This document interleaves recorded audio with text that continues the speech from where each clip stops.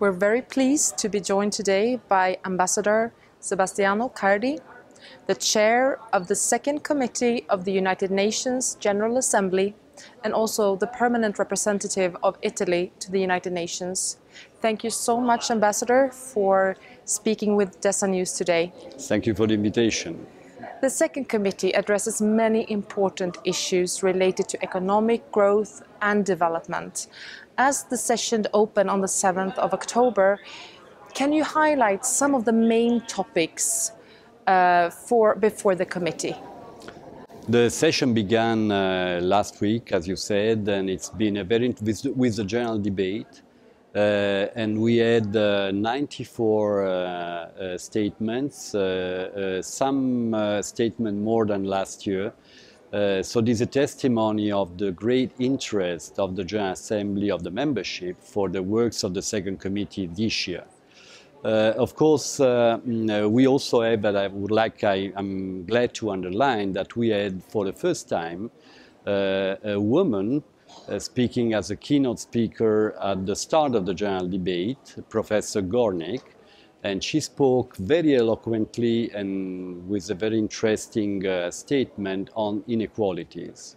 Now, this year is of course a particular year because we are going to face in 2015 some important processes related to the work of the Second Committee, which are mainly the financing for development and, of course, the huge agenda on the post-2015.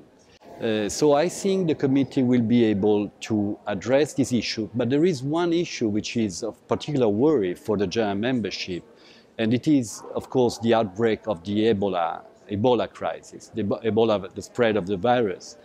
So the problem is that, of course, the potential spread of the virus and the situation it creates in terms of, backtracking the progress we have witnessed in some of the countries involved, this will have an impact, of course, on the proceedings of our committee. Among the wide range of issues on the committee's agenda this fall, is there any matter that you see as more pressing and in more need of attention? Well, there are certainly, as I said before, apart from this emergency, let's say, of the certainly worrisome of the Ebola crisis, there are at least 3 items in which the committee will have to send strong messages in view of the processes that are going to start next year. First is climate change. We had this important summit at the UN, convened by the Secretary General, that was a success. And of course, we are looking very much to the next phases, the Lima meeting at the end of the year, and then, of course, the Paris COP21. The second is financing for development. We are going to have the Addis Ababa conference in July. And also there, it is important that the deliberation and the decision of the Second Committee help facilitate the deliberation of this very important conference in July, because the financing for development, the means for financing development is one of the crucial issues. And the third, of course, is, as I said before, that everything we will do on the various clusters and the various items in the Second Committee will have to help the 2015, setting the agenda for the 2015 post-2000 development goals. So what I think it can be done by the Second Committee is to create the conditions for consensual deliberations next year to arrive at the summit in 2015 with a broad accepted by everybody new development strategy. What role will the committee play in moving the processes forward for the Sustainable Development Goals in the post-2015 development agenda? I hope, as chair, to be able to create a good atmosphere. What is important is that we bridge the deliberation of the Second Committee this year to the next processes in a way that will help next year deliberations on a different setting. e-government for sustainable development in small island developing states, promoting accountability and social market economy, and new instruments of social finance. These are some of the topics for the side events this fall. Can you share some more information on these events with the readers and viewers of DESA News? Yes, of course, we have started actually yesterday. We're going to have 6 side events, which is the maximum allowed by the General Assembly resolutions. It is important to have side events because they help the General Membership understand better some of the issues we are examining and deciding upon. Because we bring experts, we bring external actors, so it's very important, it is very useful.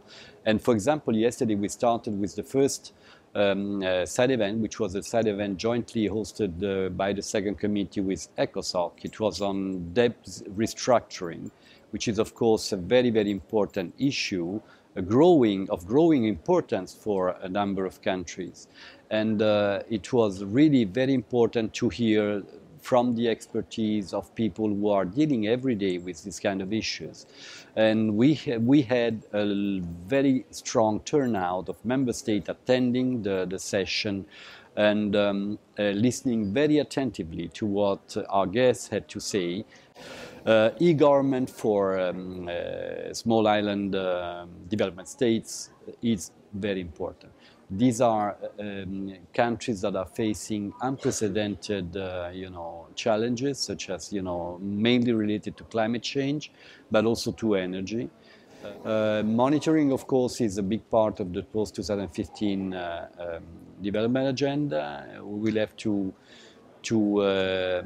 increase our capacity to be able to understand the progress of the development goals. Looking ahead a few months, what do you hope will be some of the main achievements of the committee as you wrap up the session in December? Well, we hope to achieve some results. Of course, the main, as I said before, the main objective would be to give some contribution to the process of the post-2015 development agenda.